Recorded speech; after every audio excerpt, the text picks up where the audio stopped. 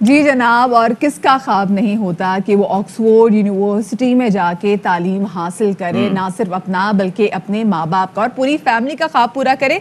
और कुछ ऐसा ही ख्वाब हमने देखा चित्राल के शहरी अब्दुल वाहिद ने। उनका ऑक्सफोर्ड में एडमिशन हो गया, वहाँ पे गए, उन्होंने तालीम हासिल की और उसके बाद अब वो जनाब हैं वहाँ के फाइनल ईयर में और अब वो थीसिस कर रहे हैं। कितनी बड़ी बात है ये, आपको पता है इशफाक, ये पहले ऐसे चित्राल के शहरी हैं जिनका ऑक्सफोर्ड यूनिवर्सिटी में एडमिशन हुआ है और वो फाइनली क्योंकि इसके बाद पीएचडी के लिए एनरोल भी हैं। एग्जैक्टली और आपने जो इनिशियली बात की ना कि किसका ख्वाब नहीं होता भाई, उसका ख्वाब नहीं होता जिसको पता ही नहीं होता कि ऑक्सफोर्ड क्या है, जिसको पता ही नहीं होता कि येल क्या है, स्टैनफोर्ड क्या है, MIT क्या है। तो नहीं पता होता तो उनके ख्वाब नहीं होते, लेकिन जिसको पता होता है और ख्वाब को इस दूर दराज इलाके में रहने वाले इस होनहार तालिब इल्म ने ये अचीव किया, बिलाशुबा ना सिर्फ ये कि उसके गांव वालों के लिए आप देखें कितना जश्न मना रहे हैं। मतलब कमाल की बात है कि आप ये देखें कि किस तरह से ये लोग एक दूसरे के खुशी में भी एक दूसरे के साथ होते हैं, गम में भी एक साथ होते हैं।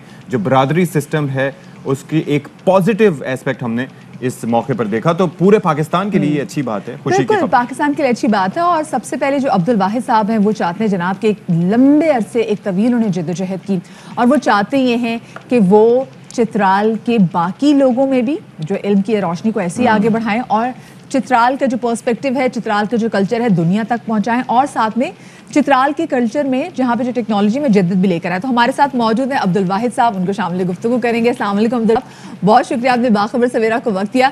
सबसे पहले तो बहुत बहुत आपको मुबारक हो जनाब। ये कहिएगा कि सबसे पहले तो बताइएगा कि जब आपका ऑक्सफोर्ड यूनिवर्सिटी में एडमिशन हुआ था, आपके घर वालों को पता चला था, चित्राल वालों को पता चला था, कैसा रिस्पॉन्स था उनका? जब मैं लंदन से इस्लामाबाद पहुंचा तो मेरे घर वालों ने कहा कि आप जल्दी आ जाएं। यूजुअली मैं काफ़ी टाइम लेता हूं घर पहुंचने में, लेकिन इस वक्त चूँकि रास्ते भी बंद थे तो मैं इस्लामाबाद से निकला उसी रात। तो रास्ते में मेरे कुछ कज़न्स मुझे पिक करने आए 2 गाड़ियाँ लेके। तो मुझे अंदाज़ा नहीं था कि सारे गाँव वाले इस तरह इंतज़ार कर रहे हैं। तो मैं बड़ा सरप्राइज़ था जब मैं पहुंचा तो इतने सारे लोग जमा थे और उसके अलावा जो है गेट्स रखे गए थे, फूल बरसाए जा रहे थे। तो मैं बड़ा सरप्राइज़ भी था और ख़ुश भी था इस बात पे कि पहली बार एजुकेशन को इस तरह से सेलिब्रेट किया जा रहा था। यूजुअली ये शादी ब्याह और इस तरह के सेलिब्रेशंस में इस तरह होता है चित्राल में यूजुअली, लेकिन अभी ये ट्रेंड बदल रहा है और जो इस तरह की खुशियाँ हैं, जैसा कि मेरा PhD में हो गया तो उसको कम्युनिटी के लोग मना रहे थे। अक्सर को पता भी नहीं है कि PhD क्या है, लेकिन फिर उनको सिर्फ इतना पता है कि तालीम के शोबे में जो उनके कम्युनिटी से कोई आगे जा रहा है, तो इसलिए वो इसको मना रहे थे। मुझे इस बात की बड़ी ज़्यादा खुशी है। वैसे तो ये कहने को तो बड़ा आसान है कि जनाब ये सफ़र हो गया और ये बड़ा मुख्तसर सफ़र, लेकिन ऑब्वियसली आपने बहुत कुछ फेस किया होगा, बहुत कुछ ख्वाब देखे होंगे, मसाइल का सामना किया होगा, लेकिन उसके बावजूद आपने अपना टारगेट अचीव किया। तो वो जो मसाइल रहे, जो रुकावटें रहीं, उनके बारे में ज़रा बताइएगा।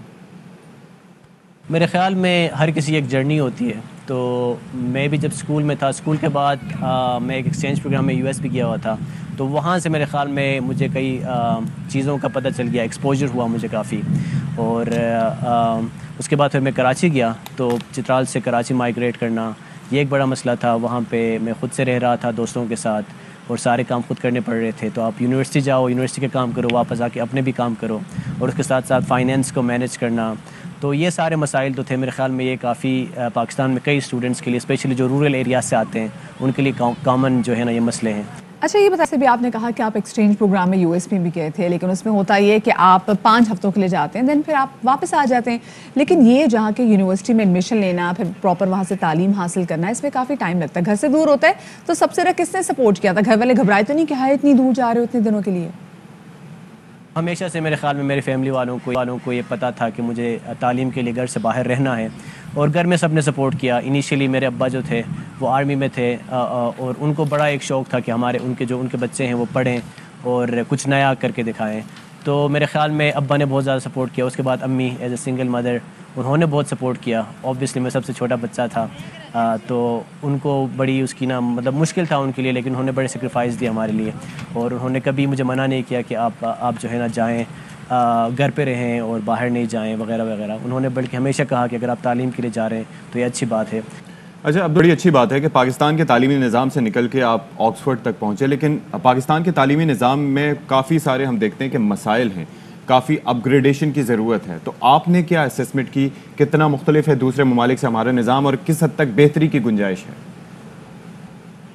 मैं यूएस और यूके में पढ़ा हूँ, तो अगर उनसे मैं कंपेयर करूँ पाकिस्तान के एजुकेशन सिस्टम को, तो मुझे लगता है कि कुछ जो डिफरेंसेस हैं उनमें बेसिकली ये है कि हमारे निज़ाम में जो ऑप्शंस होते हैं बच्चों के लिए वो बड़े कम हैं।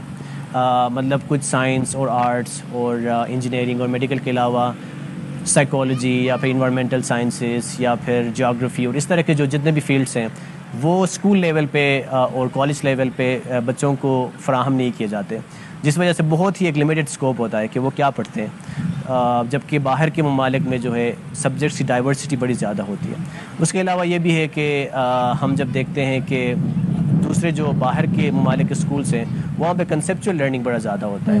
मतलब हमेशा से देखते हैं कि बच्चे कॉन्सेप्ट्स कहाँ बिल्ड होते हैं और किस तरह से बिल्ड किए जाते हैं, और हमारे यहाँ पे चीज़ों को याद करने का जो सिलसिला है ये मुख्तलिफ है। मतलब एक ही वो रिज़ल्ट पे हम बहुत ज़्यादा कंसंट्रेट करते हैं कि बच्चे इम्तिहान में अच्छे नंबर ले लें, और वो उस वहाँ तक पहुँचने के लिए जो रट्टा लगाते हैं बच्चे, वो एक बड़ा जो है ना मसला है, क्योंकि फिर उसमें बच्चों की कॉन्सेप्ट बिल्डिंग नहीं होती, बच्चों की वास्ट स्टडी नहीं होती। ये आपने बात बिल्कुल, यहाँ पे कॉन्सेप्चुअल लर्निंग जो है ना इसको भी फ़रोग देने की बहुत ज़्यादा ज़रूरत है, क्योंकि देखिए अशफाक, अनलेस और अनटिल आपके अंदर कॉन्सेप्ट्स क्लियर ना हो, हम तो रट्टा सिस्टम से गुजर के आए होते, तो बड़े होके भूल जाते कि मुझे क्या क्या चीजें वालिदैन भी अपने बच्चों को गाइड कर सकते हैं, क्योंकि 10 साल पहले जो उन्होंने पढ़ाया 15 साल पहले वही उनके बच्चों को भी पढ़ाया जा रहा है। और कॉन्सेप्ट बिल्डिंग की जरूरत है, स्किल सेट बढ़ाने की जरूरत है, बनाने की जरूरत है।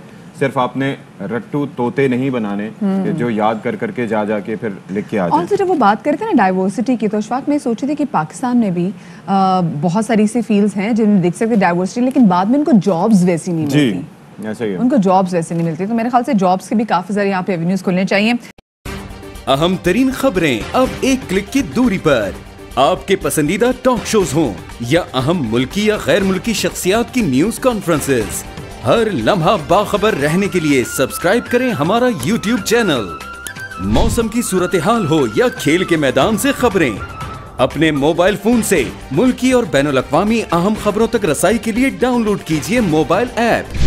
बावसूख ज़राए से मुसद्दिका खबरों, तज्ज़ियों और तबसरों से मुस्तफ़ीद होने के लिए विजिट कीजिए पाकिस्तान की सबसे बड़ी न्यूज वेबसाइट www.arvnews.tv। इन सब के अलावा पाकिस्तान का सबसे बड़ा फेसबुक पेज हो, सबसे बड़ा न्यूज इंस्टाग्राम अकाउंट या फिर ट्विटर, ARY न्यूज पहुंचा रहा है खबरें सबसे पहले आप तक, ताकि आप रहें हर लम्हा बाखबर।